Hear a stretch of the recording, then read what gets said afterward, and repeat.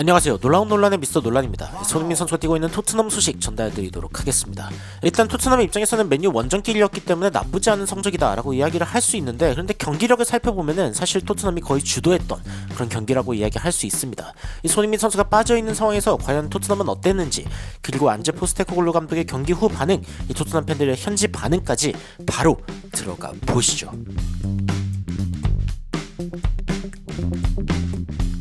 경기 전부터 토트넘 팬들에게는 좋은 소식들이 들려왔습니다. 일단 애슐리 필립스가 플리무스 아가일로 가 있는데, 근데 여기에서 이 플레이 오브 더 매치를 수상하면서 무럭무럭 잘하고 있다라는 이야기가 나왔고, 지금 챔피언십에서도 강등 위기에 있는 플리머스인데 허더스필드와 1대1로 무승부를 일단 거뒀습니다. 그리고 이제 토트넘 같은 경우에는 손흥민 없이 과연 맨유를 어떻게 상대할 것인가, 특히 이제 존슨이 주목을 많이 받았습니다. 이쯤 되면은 좀 터질 때가 되지 않았냐라는 이야기인데, 아이고, 이 존슨이 오늘 그렇게 좋은 경기력을 보여주지 못했습니다.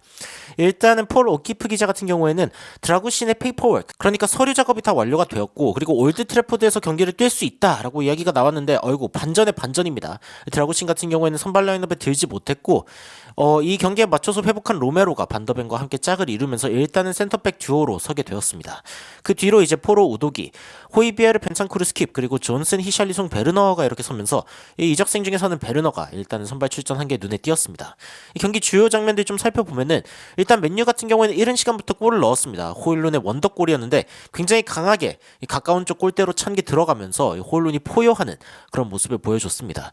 사실상 개인 능력으로 만들어낸 골이다라고 이야기할 수 있고, 이 토트넘의 수비를 좀 탓하기도 어려운 게 다 제자리에 있거든요.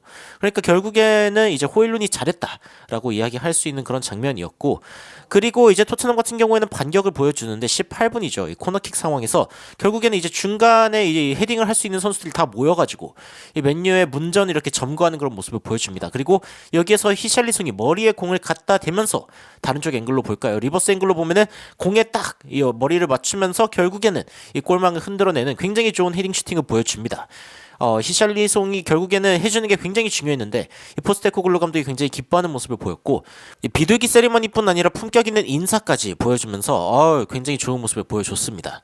그리고 이제 맨유가 이 전반전이 끝나기 전에 결국에는 골을 하나 더 넣게 되는데, 이 장면이 좀 아쉬웠죠. 그러니까 이 장면이 이제 그 레시포드가 골을 그대로 꽂아 넣는 장면인데, 이 장면의 발단 부분부터 좀 보면은 일단은 레시포드가 호일룬한테 공을 주고 그리고 들어가는 편을 택합니다.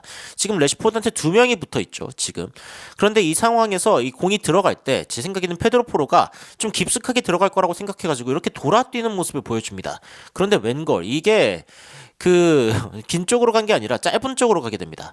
그래가지고 결국에는 이제 공간이 나버리게 되고, 이 상황에서 이제 레시포드는 지체하지 않고 한 템포 빠른 슈팅을 가져가면서 결국에는 토트넘의 골망을 한 번 더 흔든 것이죠. 이 부분은 이제 반더벤의 잘못이냐, 아니면 이제 그 페드로 포로의 수비 잘못이냐, 뭐 여러 가지 이야기가 나올 수 있지만, 저는 개인적으로 포로가 돌아뛴 게 좀 아쉬웠다라는 생각이 좀 들기는 하고, 지금 다시 보니까 반더벤이 좀 막았으면 좋았을 텐데 싶었지만, 뭐 이것도 레시포드의 개인 능력을 좀 칭찬해 줄 수 있는 그런 장면이 아닌가 싶습니다. 전반전이 끝나기 전에 토트넘 역시 이제 반격할 수 있는 기회가 있었는데, 이 뒤쪽에서 흘러온 공 베르너가 굉장히 빠른 속도로 잡아내고, 그리고 결국에는 골키퍼와 뭐 거의 1대1 기회, 비스무리하게 기회를 만들어내거든요. 그런데 이거 왼발 슈팅을 가져가는데 어림없게 공이 나가버리고 맙니다. 이렇게 그리면 너무 아깝네요. 이 정도? 약간 좀 어림없게 공이 나가버리면서 이 베르너가 좀 실망하는 모습을 보여줬고, 그래도 다행인 것은 베르너가 1도움을 기록했습니다. 후반전 시작할 때인데, 이 측면 쪽에서 이제 공을 잡은 상황에서 벤찬쿠르가 뛰어들어오는 것을 봅니다. 그래가지고 그대로 패스를 줬고, 벤찬쿠르는 상대 쪽에 포켓이 비어있는 것을 보고 그대로 뛰어 들어가가지고 왼발로 마무리를 합니다. 이 상태에서 왼발로 마무리를 하면서 굉장히 시원한 슈팅으로 토트넘의 동점골을 만들어내죠. 두 번째 동점이고, 포스테코글루 감독 역시 굉장히 좋아하는 그런 모습을 보여줬습니다. 여하튼 벤찬쿠르가 이 토트넘의 패배 수렁에서 토트넘을 건져냈고, 그리고 후반 10분 정도 남아있을 때 베르너가 이제 교체가 되고, 그리고 드라구신이 들어오면서 뭐 변화를 좀 꽤 해봤지만 결국에는 경기는 그대로 소강 상태로 2대2로 마무리가 되었습니다. 오늘 경기 살펴보면 안제 포스테코글루 감독이 뭐 티모 베르너, 클루셉스키 등등의 선수들에 대해서 이야기를 했는데, 이 인터뷰 내용을 좀 살펴보면은 일단은 이 경기 이후에 어떤 생각이 들었냐라고 했을 때, 굉장히 obviously a big game. 그러니까 유나이티드, 맨유에게도 큰 경기고 그리고 토트넘에게도 굉장히 큰 경기였는데, 오늘 이겼더라면 좋았을 텐데라고 하는 부분이 일단 있습니다만, 일단은 상대팀이 먼저 골을 넣었죠. 그래서 이 곤란함, adversity, 뭔가 이제 난관을 겪었는데 이거를 outstanding manner, 이 특출난 어떤 모습으로 극복을 해냈다라는 점에서 굉장히 자랑스럽다라고 이야기를 했습니다. 토트넘이 어쨌건 기세를 잡고 있을 때 뭔가 추가골을 넣거나 역전까지 기록하고 약간 좀 이제 그 리드를 잡아야 수월한 플레이를 할 수 있는데 토트넘이 일단은 맨유에게 두 골을 먼저 내주면서 그러니까 한 골을 내주고 한 골 따라잡고 또 한 골을 내주고 한 골을 따라잡으면서 어려운 경기를 하긴 했죠. 그러니까 얼마나 힘들었겠냐. outstanding effort. 굉장히 노력으로 봤을 때는 특출나다라고 이야기를 했습니다. 하지만 이겼어야 했던 것 같다라고 이야기를 하기도 했고 크리스티안 로메로와 반더벤이 돌아온 부분 특히 이제 반더벤 같은 경우에는 2달 반 동안 지금 쉰 상황인데 로메로 같은 경우에는 부상보다 2주 일찍 복귀를 했고 벤창쿠르 역시 비슷한 상황이기 때문에 지금 뭐 약간 투혼 FC라고 이야기를 할 수 있을 정도고 몸 상태가 완벽하지 않다라는 것이 어쨌건 경기 내내 좀 보이기는 했습니다. 맨유 같은 경우에는 어쨌건 공수 전환을 할 때 여전히 좋은 팀이다 라고 이야기를 하면서 페르난데스와 상대방의 어떤 공격진 3명 여전히 강력한 어떤 위협이다 라고 하면서 이 선수들이 잘 막아낸 부분에 대해서 일단은 칭찬을 했습니다. 그리고 이제 아픈 선수가 있었는데 클루셉스키 같은 경우에는 지금 일니스가 있다. 저도 지금 이제 독감을 앓고 있는데 여러분들 건강하시기를 바랍니다. 클루셉스키가 건강 문제로 인해서 뛰지 못하는 상황이 있었고 티모 베르너가 결국에는 2번밖에 훈련을 하지 않았지만 결국엔 선발 출전을 하게 됐거든요. 근데 이제 이 선발 출전을 하게 된 이유에 대해서도 물어봤는데 이야기를 하니까 일단 옵션이 없었다. 그리고 너무너무 뛰고 싶어 했다. He wanted to help. 도움이 되고 싶어 했다. 그러니까 어쨌건 베르너의 어떤 헌신적인 모습이 오늘도 보였는데 근데 결정력은 좀 아쉬웠지만 패스는 너무 좋았죠. 그래서 이 손흥민 선수가 돌아왔을 때 좋은 조합을 이룰 수 있을 것 같다. 라는 기대감이 있었습니다. 그리고 경기 중간에 이제 반더벤이 쓰러지는 모습이 있기는 했는데 이거 어떤 재부상의 위험이 있는 거 아니냐 이런 식으로 물어봤거든요. 그런데 무슨 뜻인지 모르겠다라고 이야기를 하면서 이거 그냥 쥐가 난 건데 뭐하러 뭐 그렇게 심각하게 이야기를 하냐.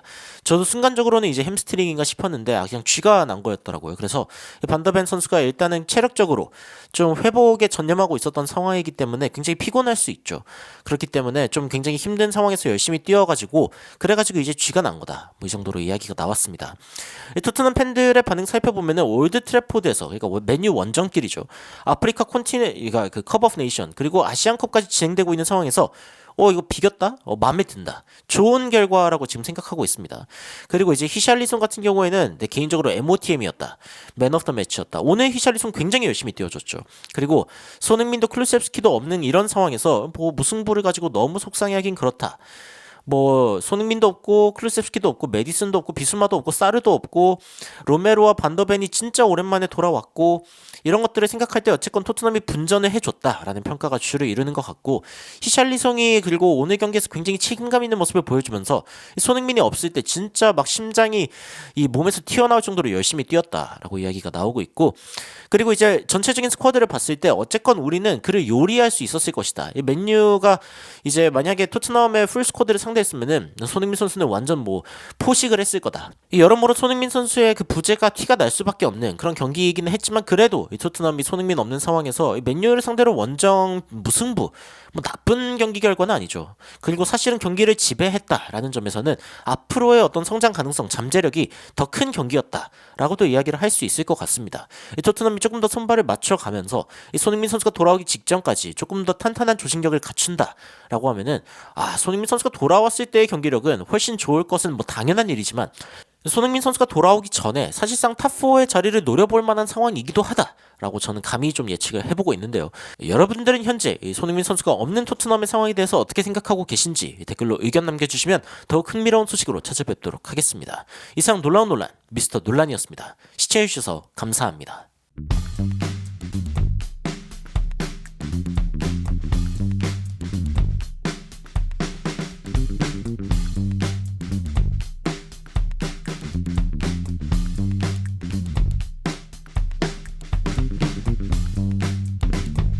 you